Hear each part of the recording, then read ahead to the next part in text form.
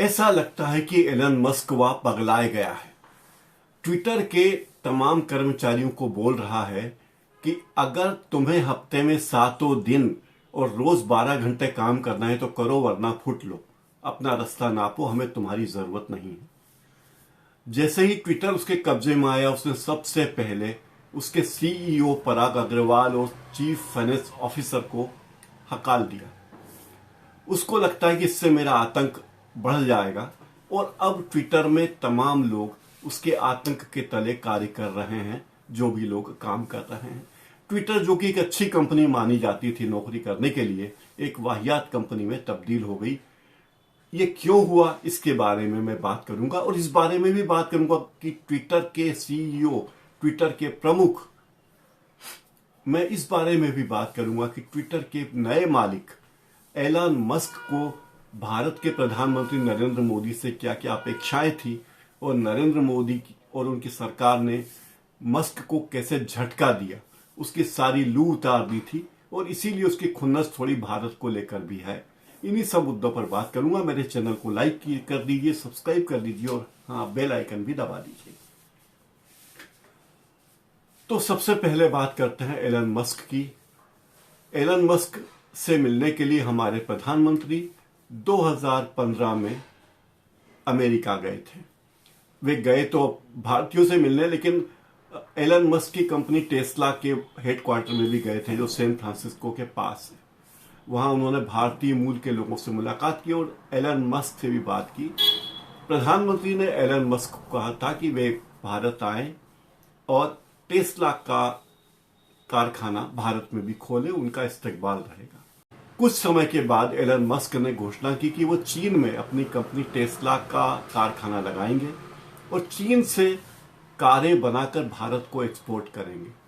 जब इस बात की जानकारी प्रधानमंत्री नरेंद्र मोदी और राजमार्ग परिवहन मंत्री नितिन गडकरी को लगी, तो उन्होंने कहा कि भाई, अगर आप भारत में फैक्ट्री नहीं डाल रहे हो तो ये अपेक्षा मत करो कि हम यहाँ पे आपकी गाड़ियों को सस्ते में बिकने देंगे। एलन मस्क को बहुत मिर्ची लगी और उसने भारत में कार का कारखाना नहीं खोला, लेकिन बार बार भारत को बदनाम करने के लिए उल जलूल बातें जरूर करता रहा है। एलन मस्क को भोकाल बनाने का बड़ा शौक है। बोला था मंगल पे बस्तियां बसाऊंगा, आदमी के दिमाग में चिप लगा दूंगा, फलानी चीज होगी, और पता नहीं क्या क्या योजनाएं उसकी थी। टेस्ला वो कार है जो इलेक्ट्रिक कार है, और एलन मस्क ने बनाई है, उनकी कंपनी ने बनाई है। टेस्ला की कारों के इतने प्रचार के बाद भी पिछले साल दुनिया में वो केवल 5 लाख कारों की ही डिलीवरी कर पाया। ये 5 लाख 1% दुनिया की टोटल कार बिक्री का 1% भी नहीं है।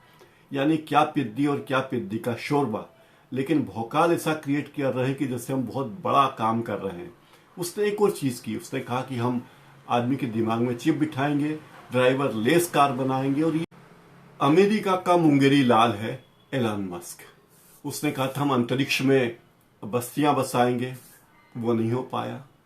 प्लेनेट में कार चलेगी, वो बात नहीं हो पाई। उसकी स्पेस एक्स योजना का एक रॉकेट था, वो उड़ान भरते ही धराशायी हो गया, उसमें आग लग गई, इसलिए उसका सपना कई साल पीछे चला गया। लेकिन बोलने से ये बंदा बाज नहीं आता।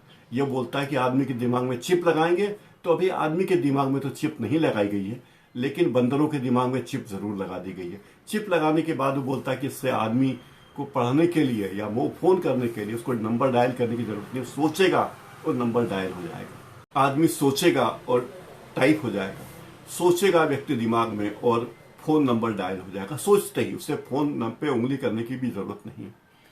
इसके अलावा एलन मस्क ने कहा था कि हम जो चिप लगाएंगे आदमी के दिमाग में, वो आदमी के दिमाग को कंट्रोल करेगी, और आदमी क्या सोचता है इसका रिकॉर्ड रहेगा। जैसे कि मोबाइल की मेमोरी में दर्ज होता है कि उसी तरह आदमी के दिमाग में लगी चिप बताएगी कि आदमी क्या सोच रहा है और क्या क्या सोचता रहा है, उसके मन में क्या है। ये भी दावा था कि अगर ये चिप लगा दी गई तो लोगों को बीमारी में बड़ी मदद मिलेगी, खासकर न्यूरोलॉजी की प्रॉब्लम वाले लोगों को बहुत मदद मिलेगी। लेकिन ऐसा फिलहाल अभी तक तो कुछ हुआ नहीं, जिसके लिए वो अरबों डॉलर का फंड ले चुका है। इसके पहले पेपाल नामक कंपनी में भी उसका घोटाला सामने आया था।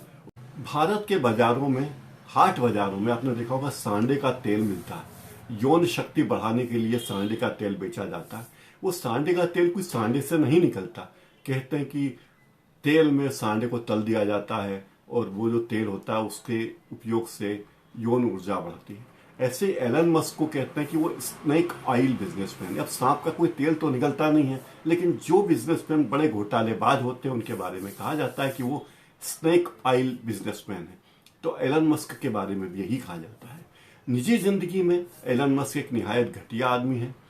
वो खुद वर्कहोलिक है और चाहता है कि पूरी दुनिया वर्कहोलिक हो जाए। 12 घंटे काम करो, 16 घंटे काम करो, छुट्टी मत लो, परिवार की तरफ ध्यान मत दो। ये सब उसका सपना है। जब उसकी शादी हुई थी तब हनीमून पे भी वो अपना काम कर रहा था। 2 साल में ही उसका तलाक हो गया। फिर उसने दूसरी शादी की, उसका भी तलाक हो गया। उसके बाद दूसरी बार जिस पत्नी से तलाक लिया था उससे दोबारा उसने शादी की, लेकिन फिर उसका लफड़ा किसी हॉलीवुड की कलाकार से रहा। और अब ये कहते हैं कि हॉलीवुड की कलाकार ने जो बच्चा दिया है वो एलन मस्क का है। पता नहीं ये उसका बच्चा है, ये नहीं, ये तो एलन मस्क ही जाने और वो हॉलीवुड की कलाकार जाने। लेकिन एक व्यक्ति जो निहायत ही अपने दिमाग में स्थिरमति नहीं है, वो क्या करेगा ट्विटर का, ये भगवान जाने। अब ट्विटर ने कहा है कि वो पैसे लेकर ब्लू टिक बांटेगा। अगर वो पैसे लेकर ब्लू टिक बांटेगा तो कल को सिल्वर टिक बांटेगा, फिर गोल्डन टिक बांटेगा, फिर येलो टिक बांटेगा, व्हाइट टिक बांटेगा। और सवाल ये कि अमेरिका के राष्ट्रपति, उनका भी वेरीफाइड अकाउंट है। तो क्या वेरीफाइड अकाउंट करने के लिए अमेरिका का राष्ट्रपति एलन मस्क की कंपनी को पैसे देगा? भारत के राष्ट्रपति का कार्यालय भी ट्विटर पर है, तो क्या राष्ट्रपति का कार्यालय एलन मस्क को, उनकी कंपनी को पैसे देगा कि आपने हमारा वेरीफाइड अकाउंट बनाया है? क्या प्रधानमंत्री नरेंद्र मोदी ट्विटर को पैसे देंगे कि उनके अकाउंट को वेरीफाइड किया है? बड़ी कृपा की एलन मस्क साहब। तो एलन मस्क साहब की जो दिमाग है वो पता नहीं कहाँ है, और उनको लगता है भारत तो अमेरिका जैसे देशों का चरागाह है और वे जैसे चाहेंगे भारत का इस्तेमाल करेंगे, जो वो अभी नहीं कर पा रहे हैं। ये देखने वाली बात होगी कि आखिर एलन मस्क ट्विटर को कहां तक लेकर जाते हैं। इस बारे में हम फिर आगे बात करते रहेंगे। आज मेरे इस कार्यक्रम में इतना ही। मेरे कार्यक्रम को लाइक कीजिए, सब्सक्राइब कीजिए और बेल आइकन जरूर दबा दीजिए।